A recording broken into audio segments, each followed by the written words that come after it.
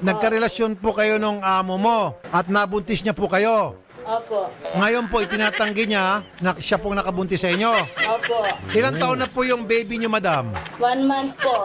Bakit niyo po itinatanggi? Ano pong dahilan? Dahil po daw kulang sa araw. Ang expect niya po daw, manganganak ako June 10. June- Nanganak po ako June 1. Oh, Wala po, tulong lang ang binibigay niya. Meron din po palang gusto. Tapos, nung nagyaya na po sa labas, pumayag naman po ako. okay. Saan po kayo nakita? Sa bahay po ng kapatid niya. Okay, ilang beses po kayo nakita doon sa bahay ng kanyang kapatid? 4 na beses. Kulang po sa araw yung bata. Unang talik nyo, September 15. Ano yung pangalawang talik ninyo? 24 po. September 24. Sumunod, December na po, sir. kailan po siya nanganak? June 1st po. Meron po nung nangyari sa amin, August. Saan banda?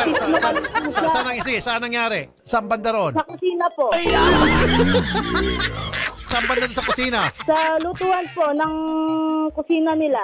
Sa lutuan. Opo. Ayan, makakadinay ka pa, sir. Sa lutuan, sa kusina, nangyari yung pagtatalik nyo noong August. Wala po naman, sir. Anong oras yun, Ma'am Melissa? Mga alauna po. Ano, sa tabi ng mga kardero, pinggan, ano ba yan? Kalan po. Sa tabi ng... You are not important to me.